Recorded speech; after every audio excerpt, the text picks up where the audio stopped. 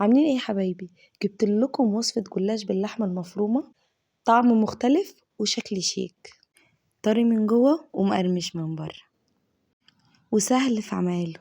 ما تحسيش ان انتي عملتي حاجة ولا وقفتي في المطبخ. تعالي نشوف الطريقة. لو عجبك الفيديو ما تنسيش متابعة ولايك للفيديو والشير. جبنا لفة جلاش، هي لفة واحدة. كل طبقتين هعمل الرول، كل طبقتين هدهن سمنة. طبعا انا في السمنة بحط معلقتين زيت عشان ميبقاش الصينية كلها دسمة. بعد كده دهنت السمنة، هحط معلقتين لحمة المفرومة. طبعا لازم تحطيها بالطول مش بالعرض. لفة الرول بالطول مش بالعرض. وبعد كده هنقفل على اللحمة المفرومة. بعد كده هنعمل رول هنقفله كده، وقبل ما نقفل الرول بتاعنا هنحط دهنة سمنة عشان يقفل معانا وما يفكش في الصينية. وبعد كده هحطه في الصينية البايركس، او لو عندك صينية ألمونيوم عادي برضو.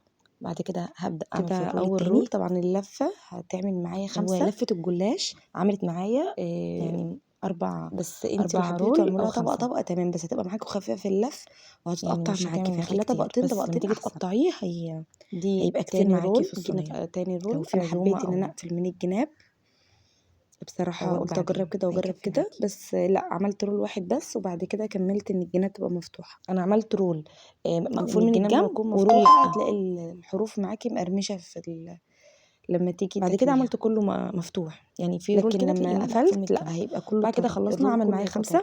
بعد كده خلصنا وقطعته زي ما انتوا شايفين كده. خلصنا كده هبدأ اقطع بالسكينة اللبن وبيضة عشان نعمل ورشة فلفل اسمر. اللبن والبيض اللي هنشربه بيه الجلاش عشان زفرة البيض. طبعا جبت بولة معايا، حطيت ملح قد كوباية لبن وبيضة. هنحط البيضة دلوقتي على اللبن وهشرب بيها الجلاش. رشة فلفل اسود ورشة ملح. الفلفل الاسود عشان قبل ما اشرب اللبن الجلاش هدهنه كده قبل ما احط لبن على الجلاش هنحط هنحط دهن، يعني هدهن الوش سمنة عشان بصراحة اشربه كتير، يعني الجلاش يحمر معايا. دي بقية السمنة اللي انا كنت بعمل. بعد كده هنحطه في فرن درجة حرارة عالية وبس، وبعد كده احط عليها البيض. وبكده خلصنا الصينية الجميلة بتاعتنا.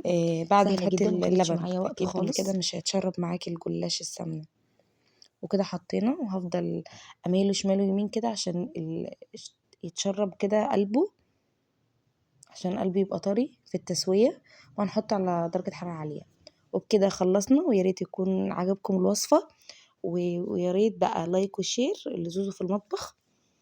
وبكده وخلصنا، وكان معكم زوزو في المطبخ.